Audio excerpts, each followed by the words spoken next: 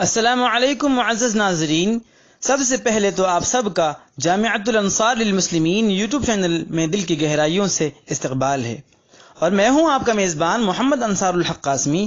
لایا ہوں آپ حضرات کی خدمت میں ایک اہم و ضروری مسئلہ، جسے آپ خود بھی بغور سماعت فرما کر فائدہ اٹھائیں اور امت کے دیگر افراد یعنی عوام تک ان مسائل کو پہنچا کر اشاعت دین و تبلیغ دین میں آپ ہماری مدد فرمائیں۔ شکریہ۔ تو چلو اب ہم چلتے ہیں اپنے مقصد کی طرف۔ سوال یہ ہے کہ شریعت کے احکام کا مکلف اور مامور کون ہے؟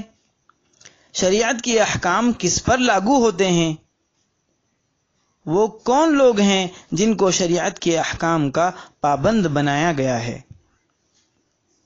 اس طرح کے جو سوالات ہیں، تو اس سلسلے میں جواب یہ ہے کہ شریعت کے احکام کا پابند اور مامور وہ شخص ہے جو پہلے تو مسلمان ہو، کافر نہ ہو، عقل مند ہو، پاگل نہ ہو، بالغ ہو، نابالغ نہ ہو۔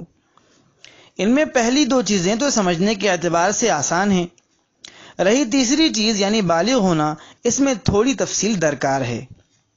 لہذا ہم اسی بات کو مد نظر رکھتے ہوئے یہ بتانے جا رہے ہیں کہ بالغ ہونے یعنی جوان ہونے کی کیا علامات ہیں، تاکہ آپ حضرات بر وقت اس پر مطلع ہو کر اپنے بچوں کو شرعی احکام کا پابند بنا سکیں۔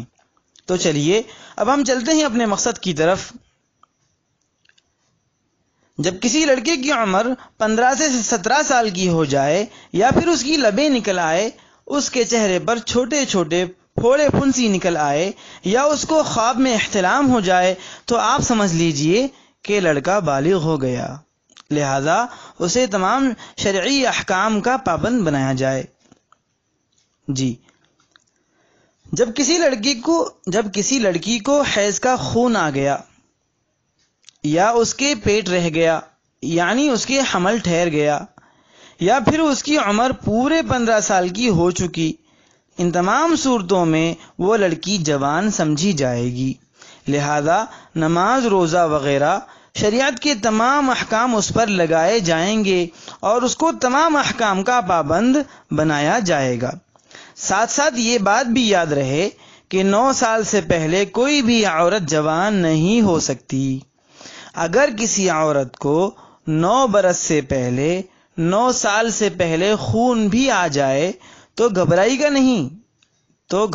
گا نہیں، کیونکہ وہ خون حیض کا نہیں بلکہ استحاضہ یعنی بیماری کا خون ہے۔ اخیر میں اللہ تعالیٰ سے یہ امید کرتا ہوں کہ پیش کردہ مسائل آپ کے سمجھ میں آ گئے ہوں گے۔ اگر آپ چاہتے ہیں کہ روز بروز دین کے اہم و ضروری مسائل آپ کو سیکھنے اور جاننے کو ملتے رہیں، تو آپ ہمارے یوٹیوب چینل جامعۃ الانصار للمسلمین کو سبسکرائب کا لال نشان اور پھر گھنٹی کا نشان دبا کر سبسکرائب کریں۔ شکریہ، جزاکم اللہ۔ دوستو کہیں جائیے گا نہیں، میں پھر کل آپ حضرات کی خدمت میں دین کا کوئی اہم و ضروری مسئلہ لے کر حاضر خدمت ہو جاؤں گا۔ کل تک کے لیے شکریہ۔ السلام علیکم ورحمۃ اللہ وبرکاتہ۔